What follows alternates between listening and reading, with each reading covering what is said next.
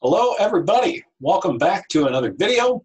Today we are going to talk about what philosophy is. So if you haven't taken a philosophy course before, this video should be of particular interest to you because it's designed to give you some sense of what we're trying to do overall as a discipline.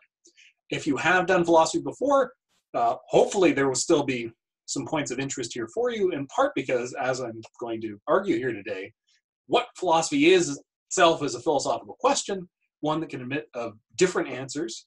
And in fact, there's controversy. There are disagreements amongst philosophers, or people who call themselves philosophers at least, about what properly constitutes philosophy. So this is my take on philosophy. This is my view of it, formulated after a number of years engaged in the discipline and the activity, tradition, however exactly we want to characterize it. I'll come back to these points at least a little bit here today. And as I just said, there's certainly disagreement about it. I had at least one colleague read what I wrote and have given you about what philosophy is, and after going through it, said, I don't like it. I don't like what you said. I don't think you get it right. What a disservice you're doing to students. They didn't quite go there. But there are certainly disagreements about what constitutes real philosophy or proper philosophy. But I think what I've said here gives a fairly uncontroversial overview, one that could be agreed upon by many people who self-identify as philosophers, though almost certainly not all. So with that, let's go ahead and just jump into it. Now, I'm starting with this picture here as well. Picture is an understatement. Raphael's School of Athens. You've almost certainly seen this somewhere or other. Often it's sold as a poster at poster fairs and things like that at colleges and universities. So you may have seen it there, or just online, or minimally you've just seen it now. So everybody's seen this picture. Now, this picture or painting is absolutely a work of fiction of sort. Raphael produced this in the early 16th century. The various people represented in this painting weren't even all alive at the same time. So he's not representing some historical situation here, but rather a kind of ideal representation of the fruit and flower of the thinking of the ancient world. So in the middle, in the blue and the red togas are, in the blue is Aristotle, in the red is Plato. They are two of the most influential philosophers in the Western tradition. Alfred North Whitehead once famously said that philosophy is a series of footnotes to Plato.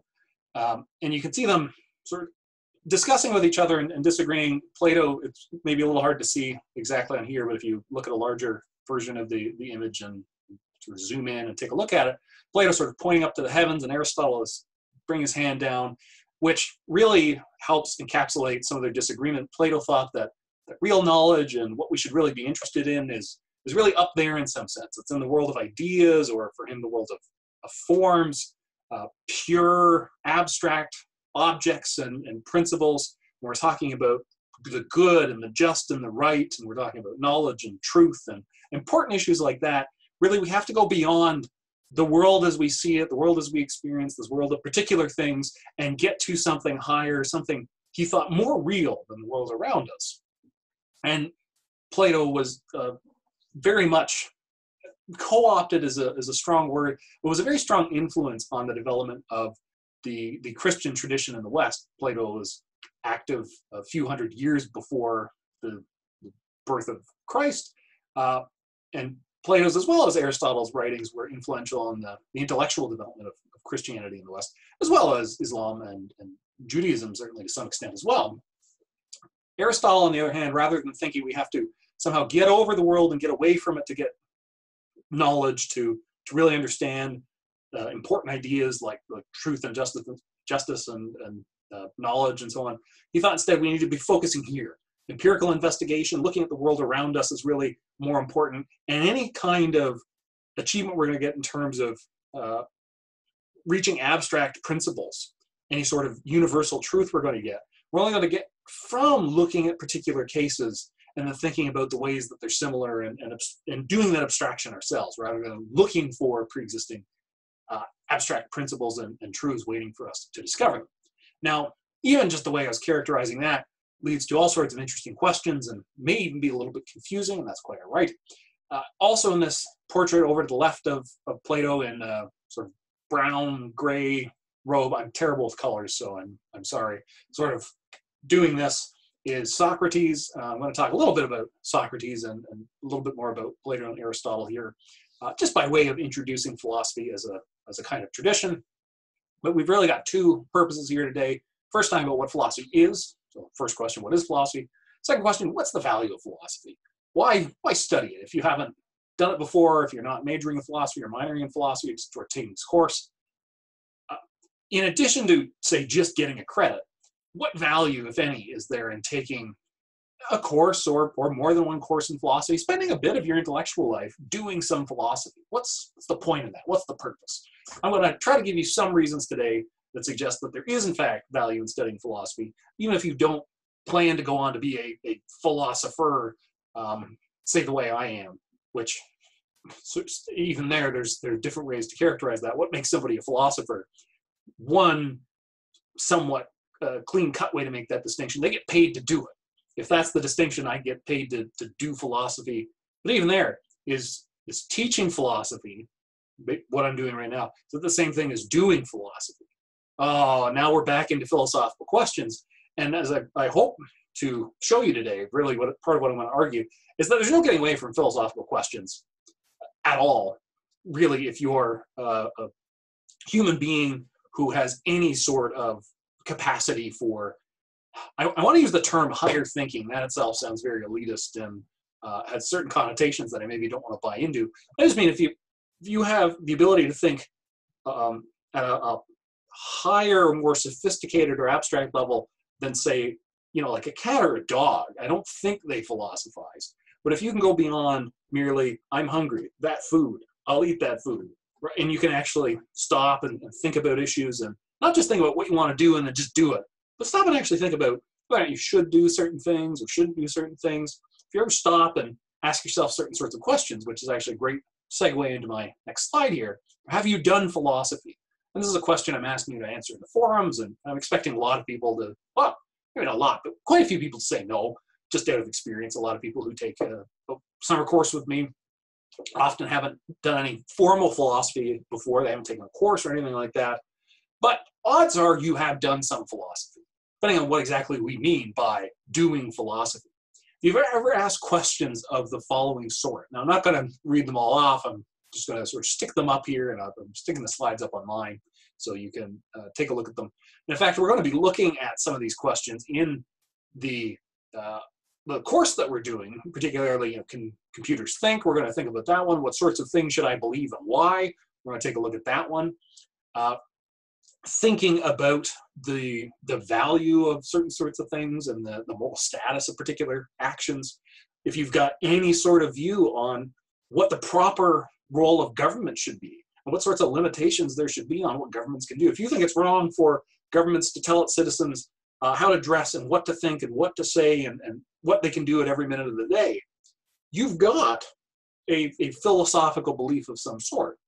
And I've encountered, I believe, nobody where if I put it to them and say, well, look, are you just completely agnostic and you've given no thought to what government should and shouldn't be allowed to do to their citizens, or what they should and shouldn't do? Should they be just allowed to enact a genocide if they feel like it and kill off a segment of their population? I've met very few people that say, well, that's what they want to do. I guess that's just the right thing, right? That there's no separation between what happens and what should happen or could happen or might happen. And philosophy is interested in certain problems that don't seem obvious at first. So one branch of philosophy is certainly concerned with actions, what we should do, not just what we can or could do, but what we should do. So there's that normative element of, from all the different possible things that we could do, which ones should we? Are there ones that we shouldn't? To what extent does the situation matter, the context we find ourselves in matter?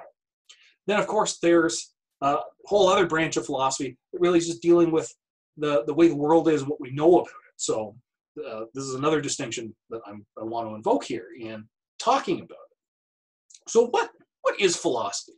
One way to think about this question is really to ask about what the word itself, what philosophy, what that means.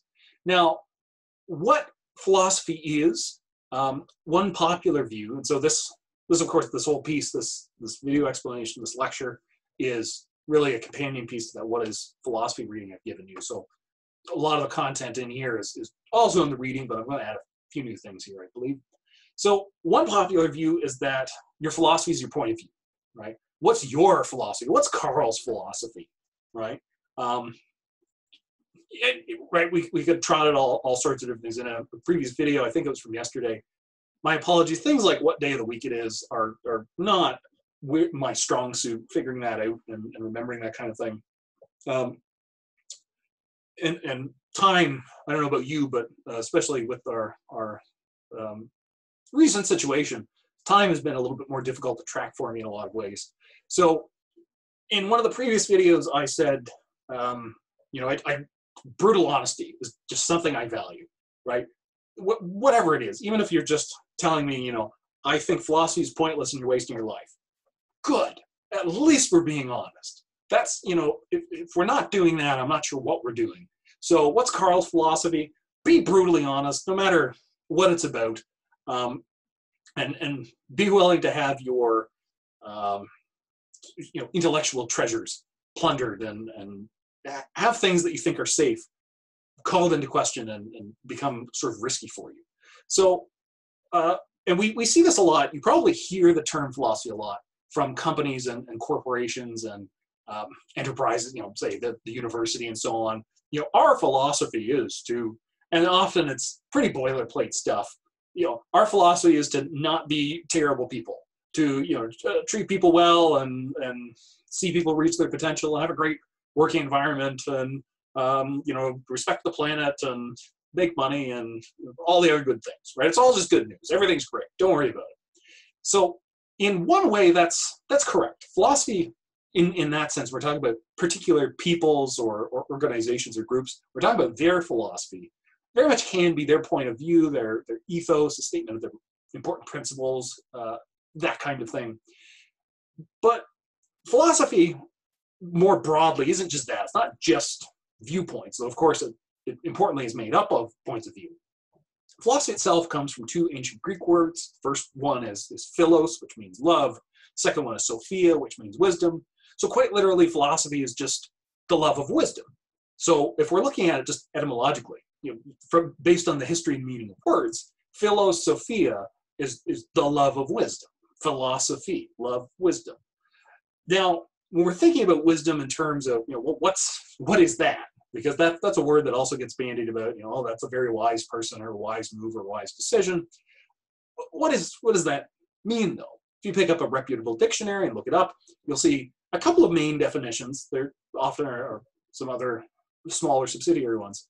But wisdom is, on the one hand, the ability to exercise good judgment, so making good decisions, knowing what to do and what not to do, depending on what sorts of ends you're trying to achieve and so on.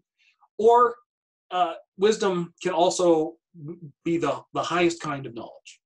So, of course, there's lots of kinds of knowledge. And if you've ever watched Jeopardy, you see all sorts of trivia knowledge, right? We know all sorts of facts. In fact,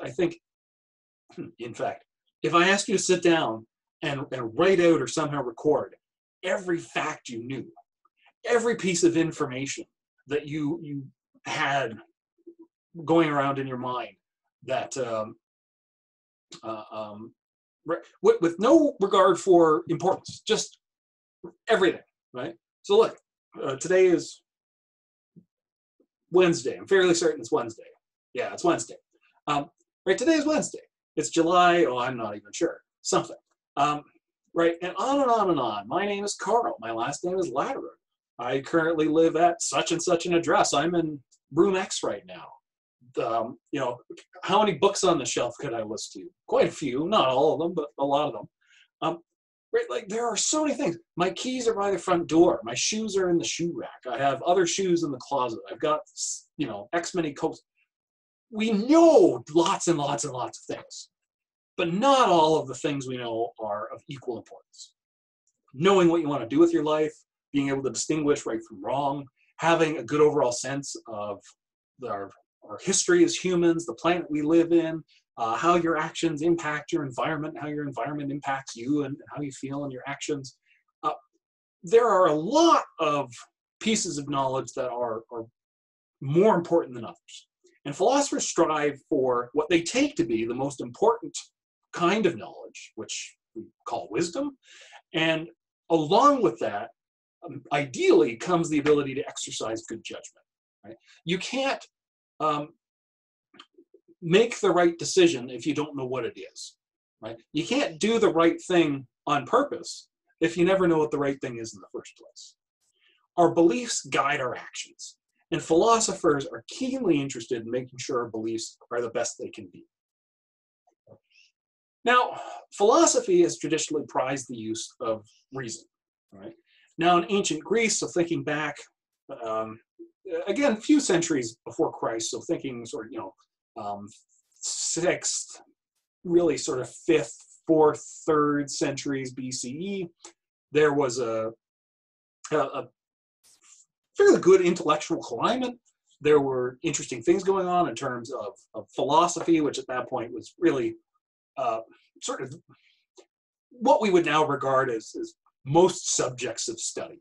So there was poetry and literature, there was medicine, and then philosophy encompassed just about everything about our knowledge of the world around us. A lot of the sciences have come out of philosophy. They used to be parts of philosophy and then really got their own legs under them and went off. And just given the limits on human knowledge and attention and so on, we've broken up different areas of study based on different sorts of questions and methods that tend to be used. So we've got distinctions these days between, say, physicists and astronomers and biologists and chemists and philosophers. But if you go back even really a few hundred years, those distinctions break down pretty quickly, and especially if you go back to well over a couple thousand years ago, really what you have largely are intellectuals, and we can break them up based on what they're interested in and what they wrote about, but they fell sort of under the grab bag title of philosophers.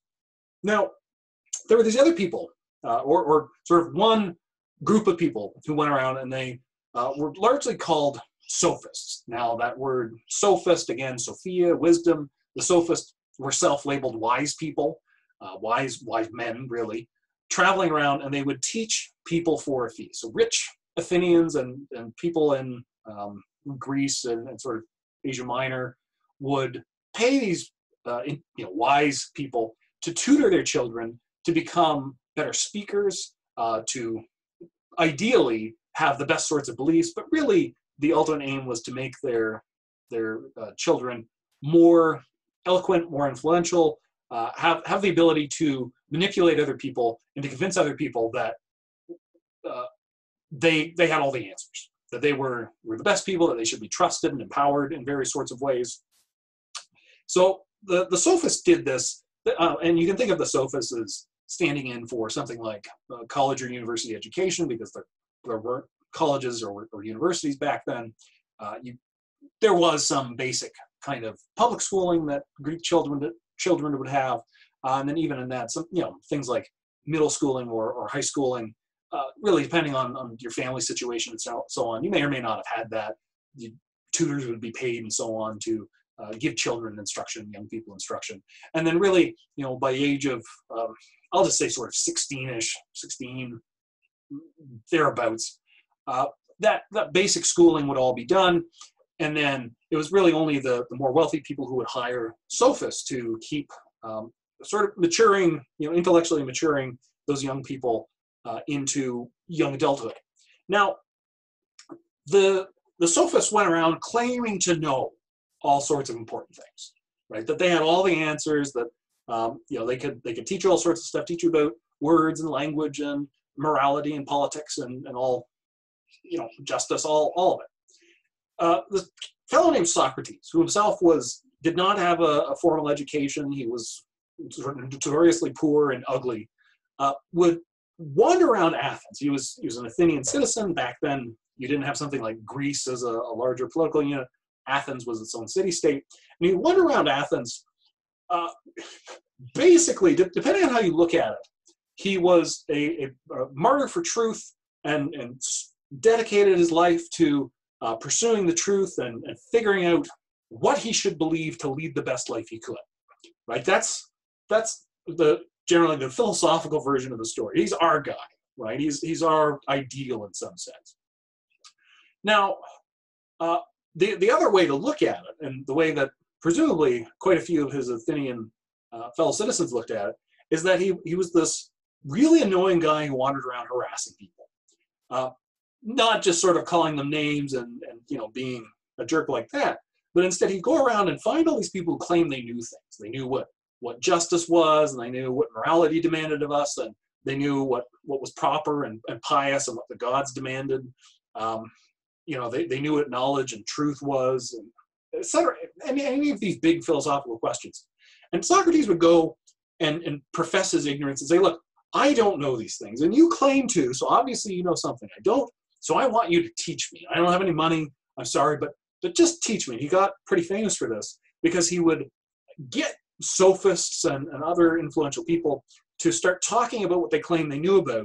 And Socrates had this really keen ability to take different parts of what people were saying and show that there were contradictions in there. And that, in fact, by the end of Plato wrote a number of dialogues about Socrates talking to people, and in a number of these dialogues, Socrates basically ties somebody up in intellectual knots, shows that they don't know what they claim they knew, and then, depending on the dialogue and the Plato period of Plato we're interested in, at that point it would just sort of end. And Socrates didn't have the answers. He was looking for the answers, but he wasn't ever finding them. And anybody who claimed that they had them was shown by Socrates to not really know what they were talking about. Now, Plato was a student of Socrates. Aristotle was Plato's student. Plato himself did develop what we could look at as a precursor to contemporary university system, Plato's Academy. Aristotle established the Lyceum, another institution of learning. Between the two of them, they wrote volumes and volumes of interesting philosophical subject matter, much of which survives to this day. We have basically everything Plato wrote and a chunk of what Aristotle wrote, though certainly not all of it, which has come down to us through the ages, through various means of transmission. Socrates himself didn't write anything. Plato and Aristotle learned at least something from Socrates, namely not how to get executed by your fellow citizens for annoying them too much. So that's the end of the Socrates story. He goes on trial by his fellow Athenians because they claim that he corrupts the youth by filling their head full of unorthodox ideas, and he is impious because he invents new gods. He questions the traditional religious beliefs that are held dear by the Athenians.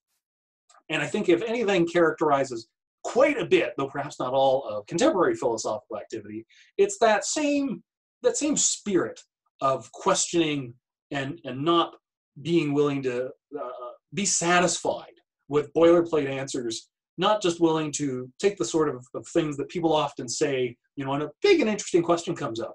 Often we can try to shut down thinking on that by just sort of trotting out some kind of platitude, something people tend to just say at a certain time or on a certain issue. The philosophers really like to push. They like to take that and say, well, what do we really mean when we're saying that? What's really at stake here? What is this issue? Right? It's this almost incessant questioning and seeking for the best possible answers to our questions. So when we think, now I've already mentioned this, so when we think about science and the sciences as studying the world, and of course there's the distinction between natural sciences, studying the natural world, social sciences, studying our social human world, and then there are the arts, including philosophy as well as other arts such as English and fine art and music and so on.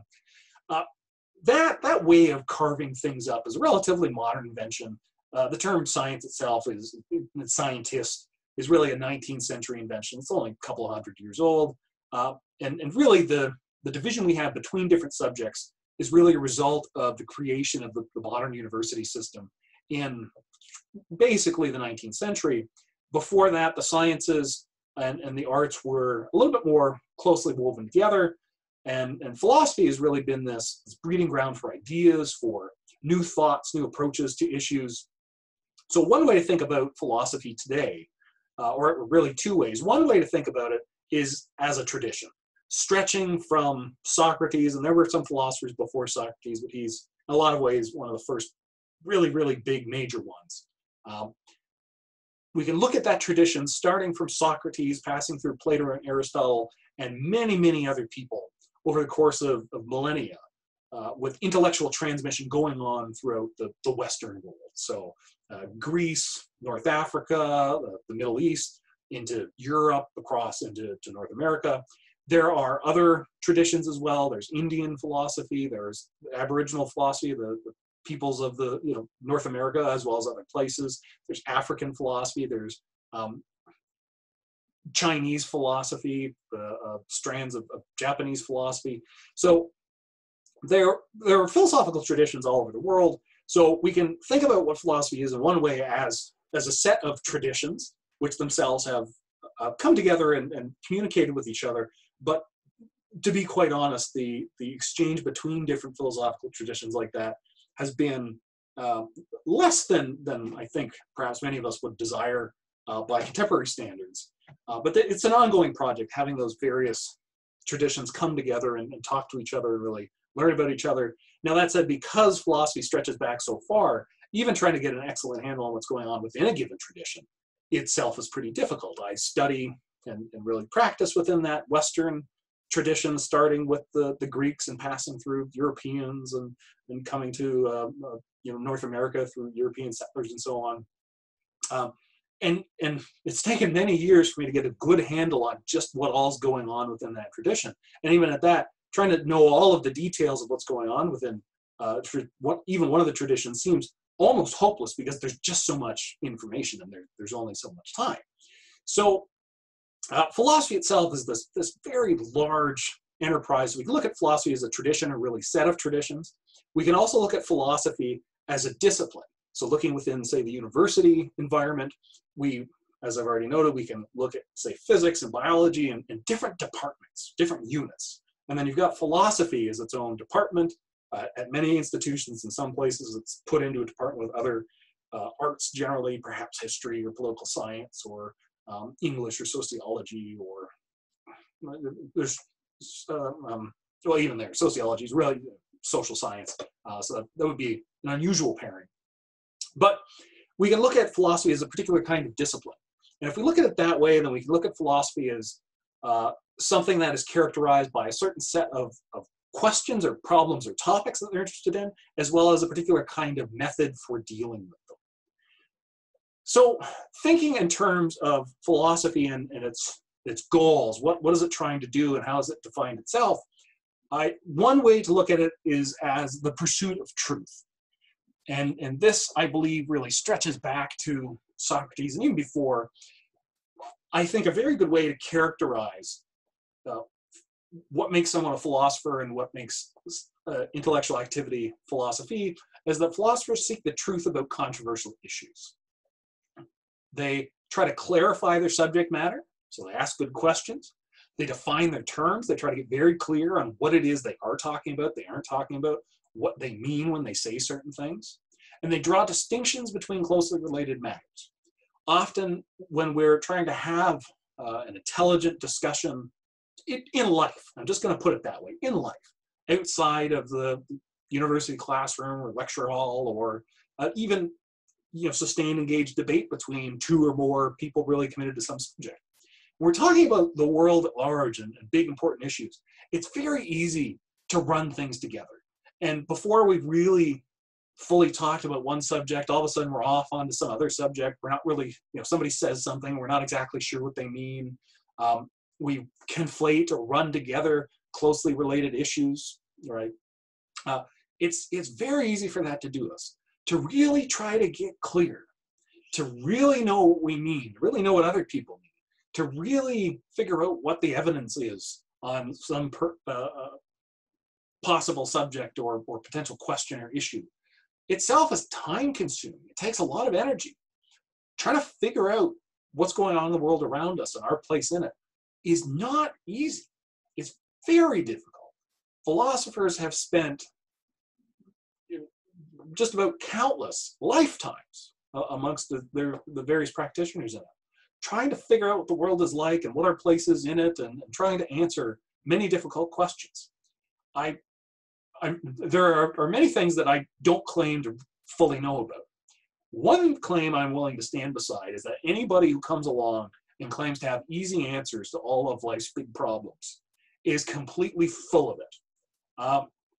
Anybody who thinks that the big questions are really easy to solve and that we can, without hardly breaking a sweat or really doing any kind of work, just sort of figure everything out, just sort of answer all the questions, close all the books, and just know with certainty what to believe and exactly why we should believe it and exactly how to solve all the world's problems.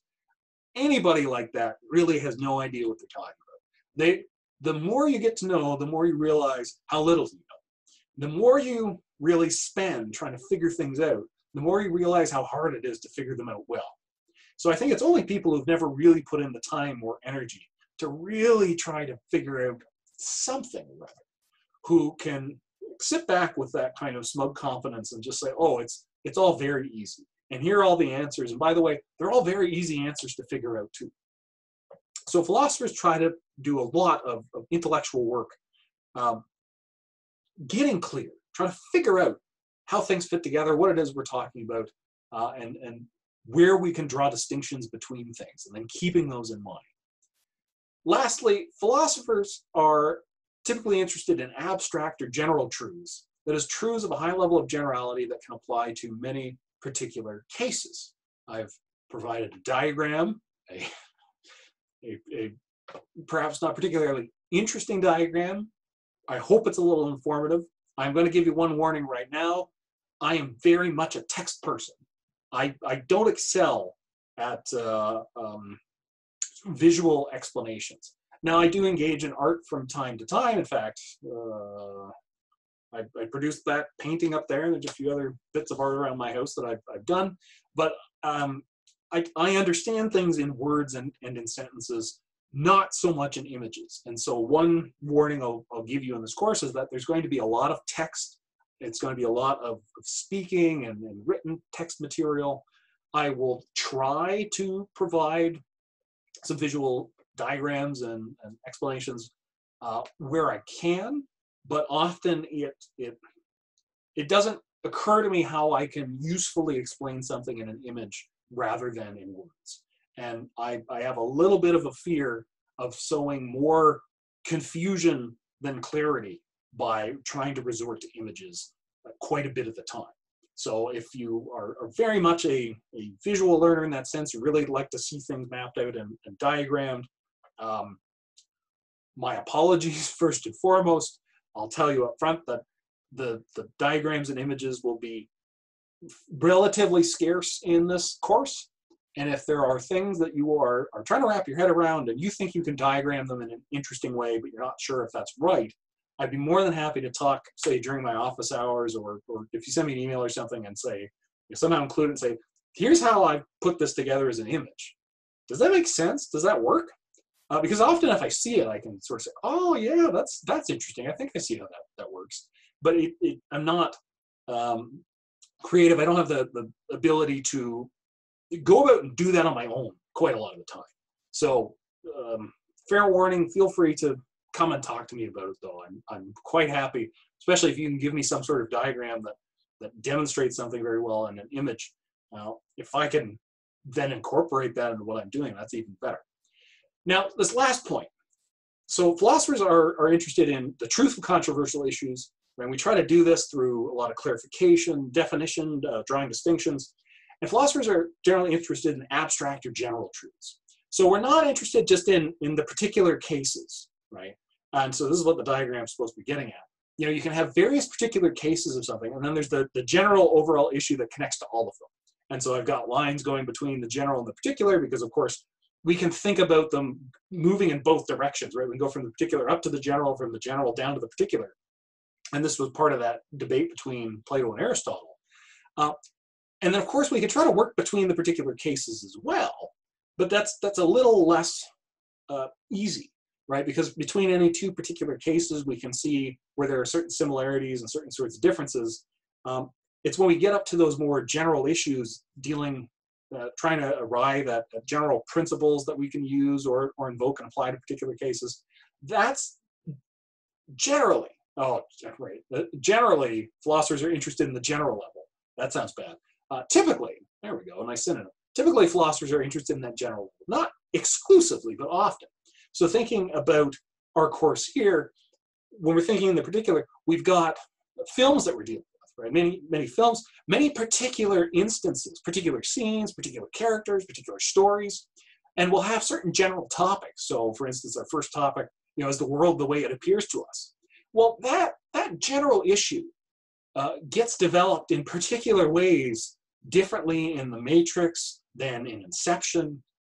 We're dealing with other issues. Does something have to be real to be valuable? Well, again, Inception and The Matrix deal with that issue in one way. Ready Player One deals with that in yet another way, right? There's a different particular way that it gets instantiated. If we're thinking about right and wrong, what makes something right or wrong? We think about particular actions, right, as being right or wrong. Particular action one, right, I tell, I don't know, you a white lie to cover up something bad I did, and it doesn't really cause you any harm, but it makes both of us feel better, right?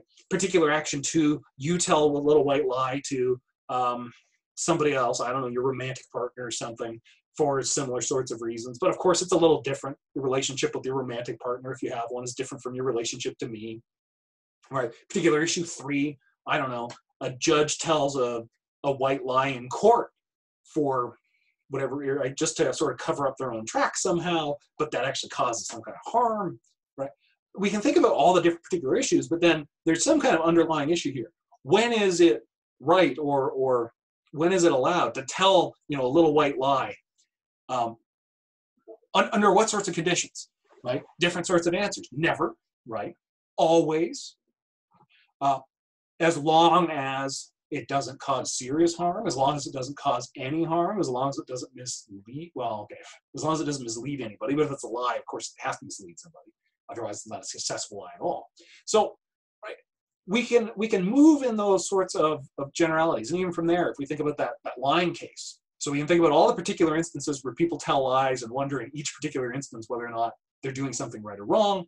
We can move up to a more general level and say, well, in general, right, when is it okay or allowable to tell white lies? We can move up even further. How does that, so really, I guess if I wanted to do this right, I'd have even various levels of generality. So there's the question of when's it okay to lie, right? And then we can move up to a higher level of generality. What sorts of actions does morality demand of us in general, either that we do or that we abstain from doing?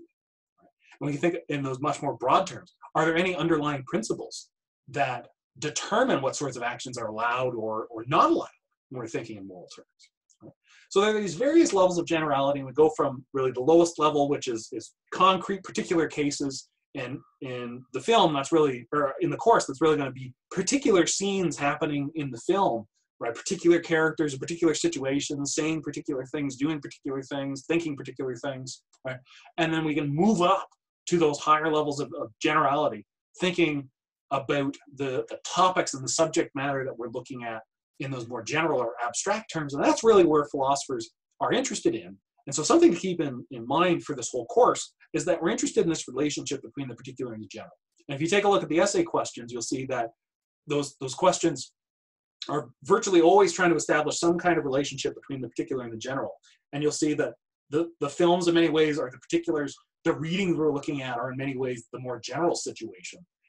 And depending on what the question is, it'll have a different emphasis. It might be applying something from the general level to the particular level, taking something from the particular level and trying to connect it to the general level, using something from the particular level, particular example, to call on to question something that's going on in the general level. We can use an example to challenge a principle or a particular general view on a subject. Okay, so moving along here. I drew this distinction earlier between practical philosophy and theoretical philosophy. I just want to revisit it here momentarily. We're going to be dealing with both of these overall branches of philosophy. And here again, just thinking back to what exactly I was just saying, the difference between the particular and the general, and the various levels of generality. At the highest level of generality, we have philosophy, just philosophy, right? And then we can carve that up. We can say, okay, well, what's that composed of? How do we subdivide it? Well, we can subdivide it into two parts, practical and theoretical philosophy. We can then subdivide each of those. Practical philosophy, we can subdivide into moral and social political philosophy, minimally, right? On theoretical philosophy, we can subdivide it into epistemology and then metaphysics. Now, we can subdivide those areas further, and in fact, we can, depending on how you want to distinguish it and carve it up, you can carve up practical and theoretical philosophy into even more subdivisions, or you could say moral and social political philosophy are the two natural subdivisions of practical philosophy, but they are further subdivided into the more categories, same on epistemology and metaphysics under theoretical philosophy. So there are these interesting questions about how we carve these things up and how we draw the distinctions in them. But very generally, practical philosophy concerns how we should act, right? It's really about shoulds, right? What should we do? What should we do as individuals? That's really morality or ethics. What should we do as a society, and how should we organize it? That's really social political philosophy. Theoretical philosophy is really more, in some sense, contemplative or speculative. It's about the nature of the world and what it's like and what we know about it. Epistemology is really the study or theory of knowledge. That's just literally what it means. Metaphysics is something that goes beyond physics, so it's not just studying how objects move in the world, but rather what the world is made up of. What are events? What are objects? What are causes? Do souls exist? What about the nature of God? What's the nature of reality? Is it energy? Is it physical matter? Et cetera, et cetera. So we're going to be looking at various branches of this in this course. Practical and theoretical philosophy, we're going to be thinking about questions, what's the nature of the world like? What do we know? What's our place in it? What should we do? What sorts of things are valuable? What role government should have in certain areas? So we're going to be doing quite a bit of work in this course, covering a lot of different areas. Depending on what kind of philosophy course you take, they might be very specialized. You can take whole courses in social political philosophy or ethics or epistemology or metaphysics. In fact, we've got courses on precisely all the subjects in our course calendar. Depending on the course, there might be multiple, or depending on the subject, there might be multiple courses in it. So in moral philosophy, ethics, we've got at least 3 distinct courses plus special courses people might want to do. We have dedicated courses on epistemology, metaphysics, social political philosophy, ethics at the 3rd year level. And 2nd year level, we have courses that often pull those together in interesting ways. So we're going to be covering quite a bit of ground here. Philosophers themselves tend to specialize into one or more areas in the subdivisions of philosophy. But even though we subdivide philosophy and we specialize in different sorts of areas, philosophy really, and particular issues and particular subjects, as you're going to see in this course, often pull together those various subdivided areas. So just to use it as an example, and I use this in the piece, abortion is in some ways a great example, the debate around abortion, where you have this intersection of practical and theoretical philosophy. We can easily see abortion as, we can reduce it to a two-sided debate. There's a woman's right to bodily autonomy on the one hand, right? Choice is good, pro-choice. And then we've got pro-life, right? Not killing a person. A fetus is a person. That's the view. And so killing a fetus is the same as killing a person. So abortion is tantamount to murder. We don't allow murder, so we shouldn't allow abortion, right? There's the argument. Pretty easy, right? On both sides. It's pretty easy to set these things up in a certain way that you've got sort of a number of positions or sort of little answers, and they fit together into a larger view of, should abortions be legal or not, right? And of course, there are actually 2 different questions. There's a moral question about whether or not somebody, a woman's doing something wrong by having an abortion. And then there's a further question or separate question, well, related but separate question about whether or not abortion should be legal or illegal, right? And what kind of punishments, if any, should be attached to it. Now, it's very easy to reduce the whole subject and the whole debate down to, those 2 sides and really just sort of 2 ways of looking at it. But there are actually a lot of separate questions that all fit together on this particular issue, right? What is a person? What is it that makes somebody a person in the first place? We think, right, the standard view is that all humans are persons. Are there any non-human persons? Are any humans, any Homo sapiens not persons? What characteristics, what qualities makes some existing thing a person? Is that something we gain or lose over time, right? The sub-question in there is a fetus a person? This is going to depend on our more general questions about what a person is or is not. When is it wrong to kill a person?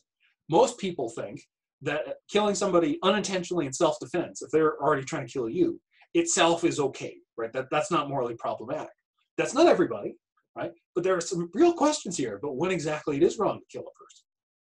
What kinds of decisions should a person be able to make concerning their own health and body, right? That obviously ties in here. At what point does a fetus or baby become a separate organism from its mother? It seems to start as part of that original organism, minimally, because it can't survive on its own, right? So, and here we're getting into these metaphysical questions about what is that makes something one thing over time, right? What kind of independence from the environment do we think makes something an individual? You know, why don't we regard everything in reality as just one big thing? What kinds of activities should the state criminalize? There's already talking about that. So there's actually a lot of questions here, and they intersect from the practical and theoretical sides of philosophy, right? Some of them are about what we know and the nature of reality. Some of them are about what sorts of things we should and shouldn't do, and what sorts of things states should or should not allow, right? Countries, you know, organizational legal structures. Now, religion and philosophy share a family resemblance. They're similar in certain sorts of ways. At their extremes, they can seem quite different. Painting with a very broad brush here, philosophy at one extreme can be very skeptical, never accepting any answer as good enough or really answering the question, always calling something further into question and just pushing. Religion can be dogmatic, providing a set of answers to those important questions and not being willing to question them, right? Philosophers can also be dogmatic. Religious people can also be skeptical. So again, this is very, very broad brush. And those are at the extremes. When we start coming in from the extremes, there starts to be a considerable amount of overlap between religion and philosophy. Both of them are interested in similar sorts of questions, big, important questions about the world and our place in it and what we should do and how we should live. Both of them want to find answers. Both of them claim to have answers, though they disagree, right? Different religions and different people within religions will have different sorts of answers from each other, just as philosophers will have different sorts of answers from each other. And we'll try to justify our answers in different sorts of ways. Religions and people with religious beliefs use reason to support those beliefs. Philosophers, at least on one view, have their own sorts of faiths.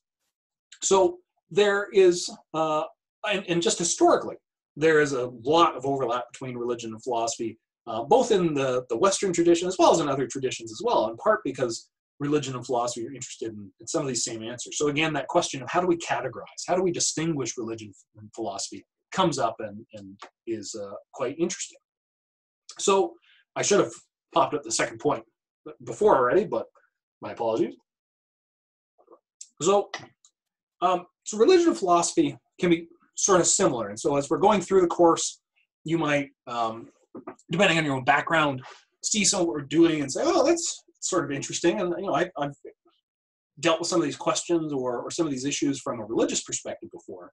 Now, one thing I am going to say here is that I'm not looking for some sort of statement of religious belief here, right? So if you write a forum post or a paper for me or something and you say, my religion is X and people of X religion believe Y, therefore I believe Y, therefore my answer to this issue is Y, right? I'm going to say, okay, great, but not really interested. We're not here looking for some sort of articulation of, well, this is what people who hold a certain kind of religious belief believe. It's a little clumsy, but I think you get the idea. Because that largely seems to amount to something like, well, I believe Y, so the answer is Y.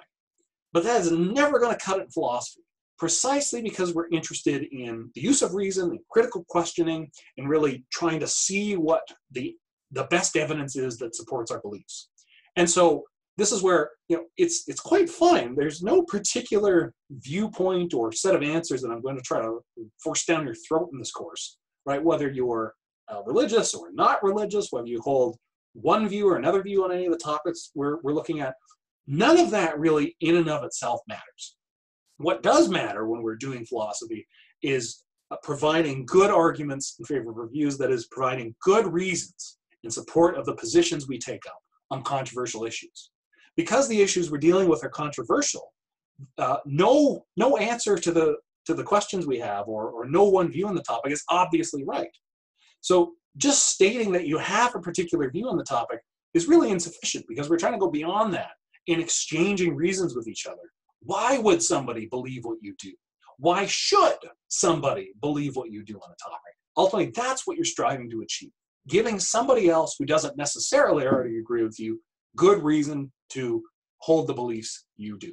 Or rather, really, hold the beliefs that you want them to hold based on the argument that you're giving, the piece of writing. As I've mentioned elsewhere, you don't have to actually believe the arguments you're putting together. So if you think of a really great argument, and you say, I bet I'd do pretty well in the paper if I put this argument forward, but I don't really believe it, right? I don't believe that conclusion. I don't really care what you believe insofar as I'm evaluating the quality of the products you give, right? I am interested in what you believe. You want to come and talk about it. It's not by office hours. Like, that's great. That's wonderful. I'm excited about that. But really what I'm looking for is really well-articulated arguments, really clear expressions of intellectual activity and engagement with the material. So we'll talk more about that when we're talking about arguments later this week. So now you have some sense, I hope, of what philosophy is, the sort of intellectual pursuit, trying to find the truth about controversial issues, right? General or abstract truths about them, trying to draw distinctions, ask good questions, clarify, right? Take a look at evidence and evaluate what the evidence tells us, and which, depending on what kind of discipline we're looking at, that's not the exclusive domain of philosophy. Other domains do this as well. Other disciplines, sciences, social sciences, humanities, just people in general. So in a lot of ways, philosophy is something that, as a practice or an activity, is shared very broadly. And hopefully, by why study philosophy?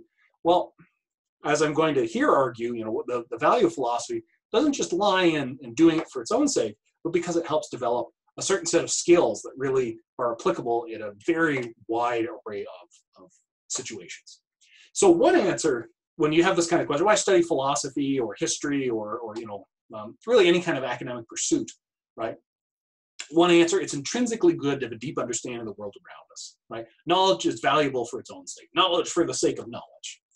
Now, I think that answer is shared by many, perhaps most academics, people that thrive and work in the university environment. And frankly, I think, I'm not sure, but I think that view is correct. I think that's right. It's good just for its own sake to know things.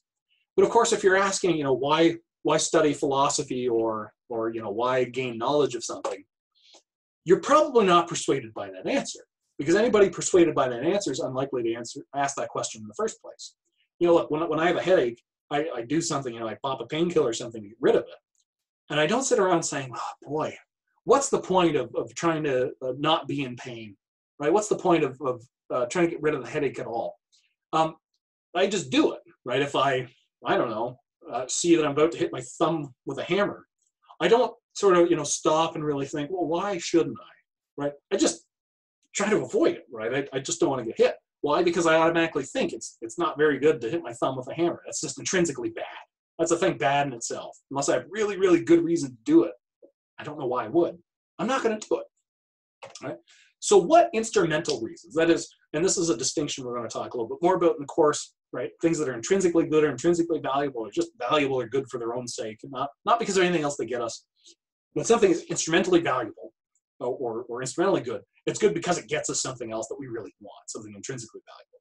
So what sorts of instrumental reasons, if any, can we provide in favor of the conclusion that philosophy is worth studying? I'm going to give you an argument here, right? I'm reasoning with you. And this is what philosophy is. There you are sitting saying, well, maybe I'll stay in the course, maybe I won't. Maybe philosophy's worth a shot, maybe it isn't, right? In some ways, I sort of hope you're on the fence. I guess really I hope you're already convinced that philosophy is great, it's valuable, and everything I'm saying is just adding even more reasons to your sort of quiver of reasons for why. If anybody questions the value of philosophy, you can, here's several reasons why.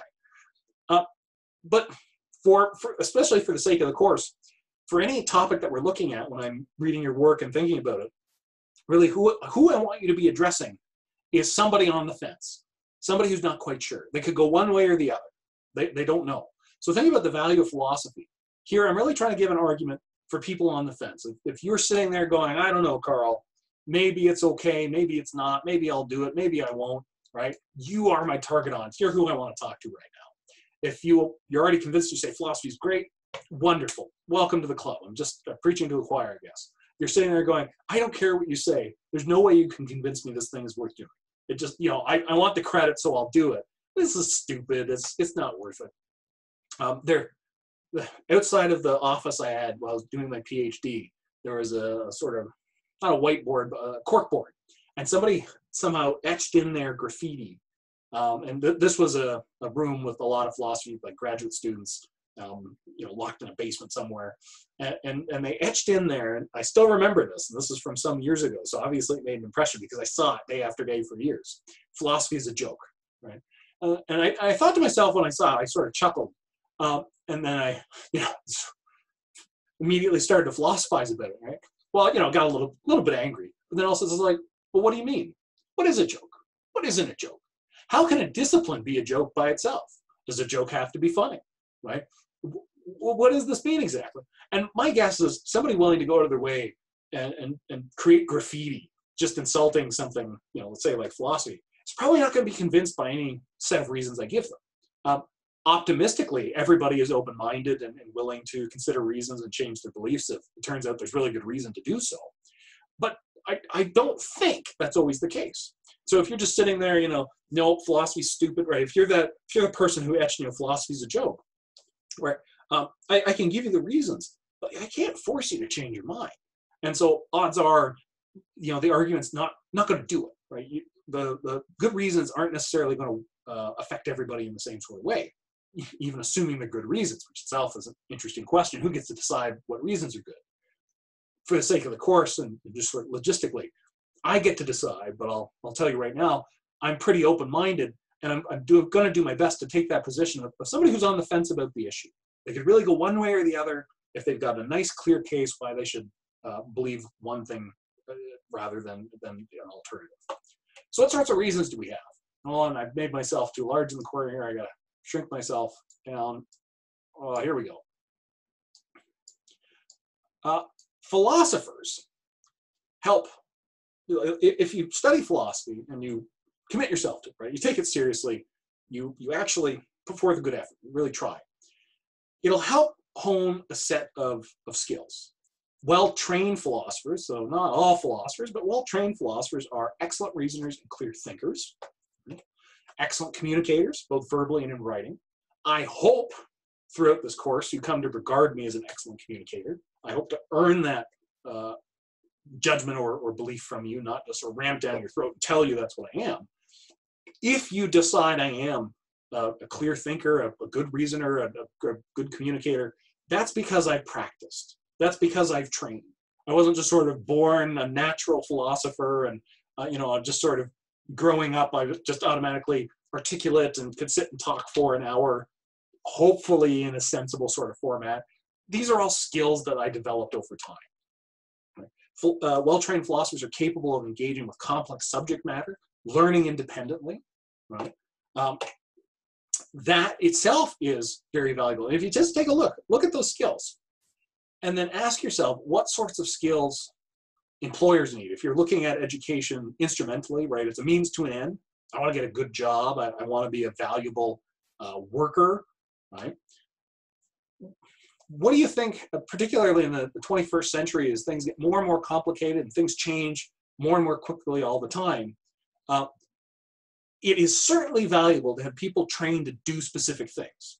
And so if you're doing, you're in nursing or health, or you want to study engineering or law or welding, or right, we can think of all sorts of studies that are more practically oriented than philosophy.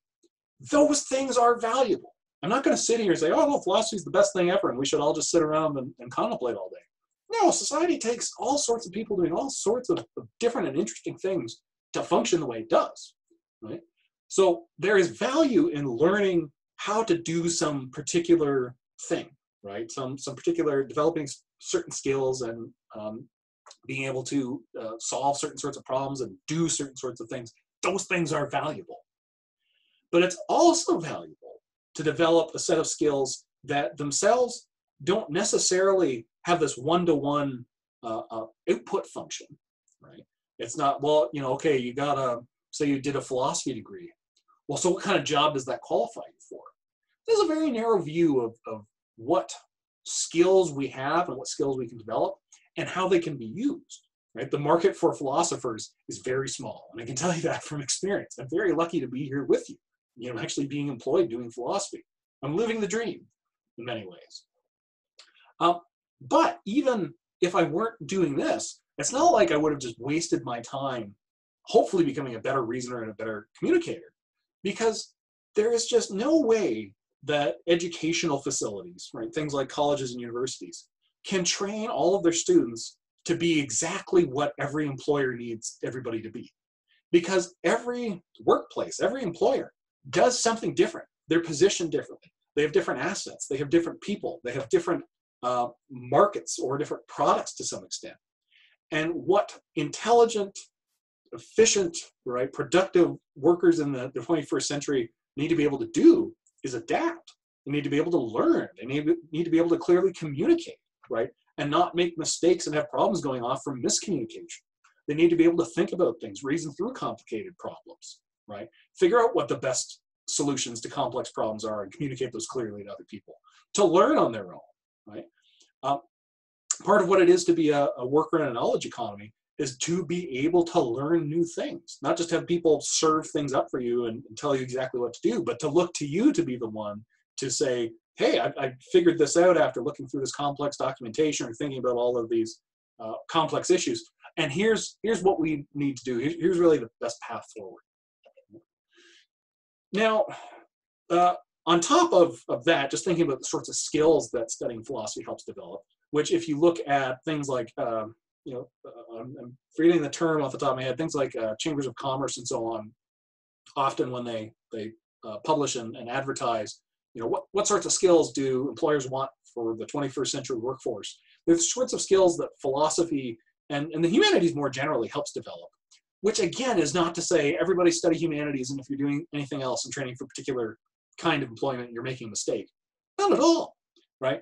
Rather, what I'm here arguing is that there's value in studying some of those other subjects and developing those skills, right? You study philosophy. Does it really matter if it was philosophy you studied rather than English or right, anything else in the humanities?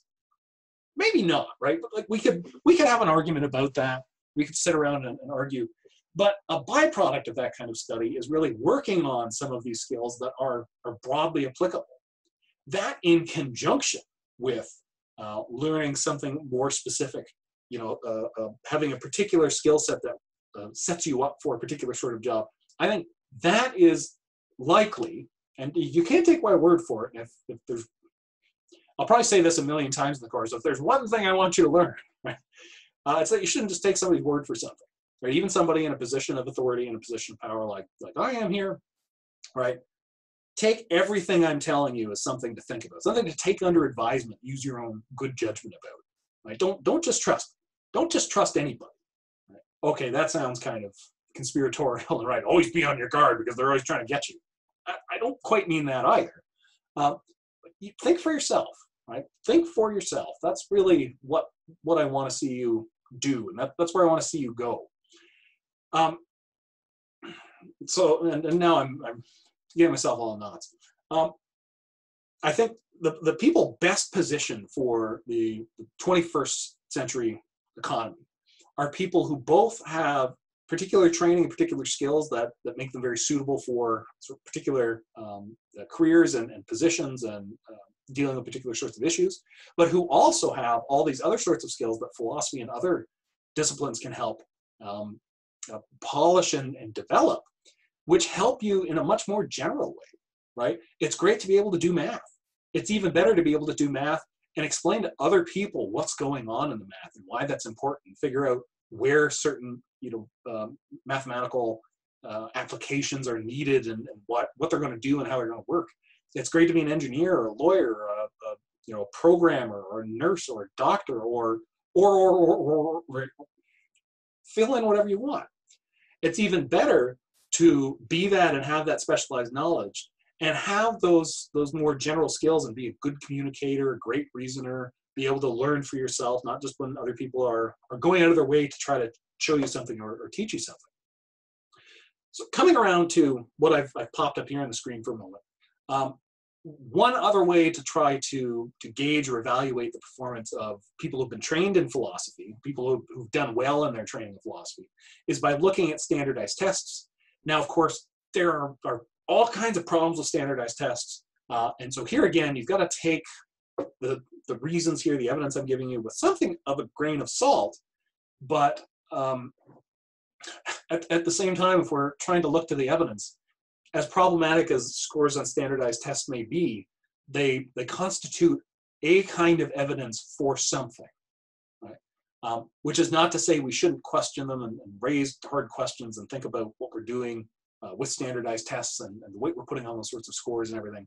But so we're sort of bracketing those issues and having my sort of clear acknowledgement here. This is some data that's been pointed to, particularly from the American Philosophical Association. And I think they've pointed to it in a way without quite as much hedging as I've just given. In part because, like so many other places, when they find data that's good for them, right, that shows what they want it to show, they will set aside or not ask certain sorts of questions about it. I think we should always be critical. We shouldn't be afraid of the truth in that sort of way. But I'm not quite sure where else to look for the kind of data I'm interested in. So there's this data comes from the performance of students who want to study philosophy, well, study at the graduate level. And so if you're doing that in the United States, you have to write the GRE, the Graduate Records Examination. So what we're going to see here is really the performance for people intending to study in different disciplines. Sorry, I sort of skipped ahead. And there's also, if you look in the reading, LSAT scores for people who want to study philosophy or who study philosophy are very good. So there's really three sections of the graduate record examination: quantitative reasoning. This is really mathematical skills. There's the average line down the middle there. It might be a little difficult to see this, particularly on the YouTube video, but if you take a look at the slides themselves, it should be clearer. The people who want to study philosophy score a little bit above average. They're here, right? So here's the philosophy students. The average is this sort of pink bar that runs vertically. As you'll see down here, average from the mean, 2% is this gray line here. So the people who want to study philosophy are about 0.5% above average. That's okay, right? And then up at the top, you've got people who study math and physics and engineering and so on, economics. Not a big surprise, they're really good at math, right? Down at the bottom, okay, I'm not going to pick up people on the bottom, right? But you sort of get the people you expect to see at the top, right? People who have done a lot of math. People who study philosophy, a little better than average. In verbal reasoning, so we've got our line here, right? Here's the average line. All of a sudden, we've got some engineering and different things like that, right? Computer sciences and so on. Down near the bottom, actually. So there's a little bit of a reversal here in terms of who's doing really well and who's not doing so well. And then the percentages, so this goes up to 7% above mean at the far right. And you'll see that the philosophy students are up at the top for verbal reasoning. So clearly trying to explain something, right? Trying to reason something out, argue with somebody, think about a complex matter. Philosophy students do very, very well, right? And if we go to analytic writing, so writing, not just sort of literature or poetry or something, not to denigrate those. Here again, the point isn't say philosophy is the best ever and that's, everything else sucks. Not at all, not at all. I'm very much a pluralist. But we are not looking for writing a novel or writing poetry here, or merely sharing an idea in a journal or something like that. Analytic writing is really writing that's characterized by careful analysis, drawing careful distinctions, asking good questions, and producing arguments, right?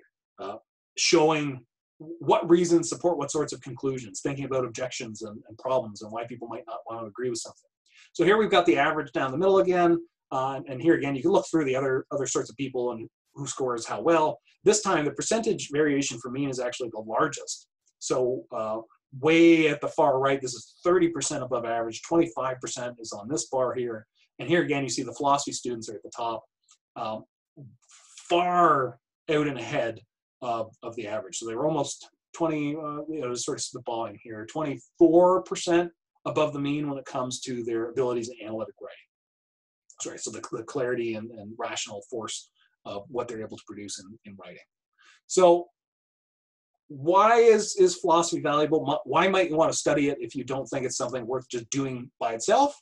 It helps hone a range of skills that will help you succeed at almost any task you choose to pursue. And I do believe that. This course will help you develop skills useful in law, politics, business, right? Any career, anything you want to do that requires clear thinking, the ability to analyze complex material, and the ability to communicate clearly with others. I can't think of a situation where those skills aren't worth having, right? And just going back and thinking about, the economy, and if you're looking at your degree as really a thing to get you a job, if that's what you're interested in, okay, I'm not here to say you're making a mistake or, you're not as good as somebody who has a different sort of view. Okay, great, right? That's, as far as I'm concerned, that's a perfectly respectable way to go about things. I do think there's an intrinsic value in knowledge and coming to know things, and right, having truer beliefs rather than false beliefs. I think there's valuable in philosophy for its own sake. But if you want to look at it and just say, well, look, I don't think that, or at least I don't think that now, why should I do it? It's going to help, right? It will help make you a clear communicator, help make you a better reasoner. And that's really what the parts of the course are designed around. That's why I'm getting you to do the things I'm getting you to do. I ask you to participate in the forums and not just share your view, right, but rather share your reasons for an argument of some sort, or really sort of sketch an argument at least. The argument assignment, the essays. What am I getting you to do? Clearly express yourself, right? Engage in reasoning, engage with each other, engage with objections, engage in thinking about what other people know and don't know, how their situation differs from yours, and what you have to tell them to make good sense to them. What you have to do to be clear and rationally convincing, not just trick people, but actually give them good reason to believe what you believe, and to be able to step back and look at your own beliefs and say, are my beliefs really best supported by the evidence, or when I assess the evidence, does it actually look like maybe I'm making a mistake and I should rethink this? Those are the sorts of skills I want to help develop in you.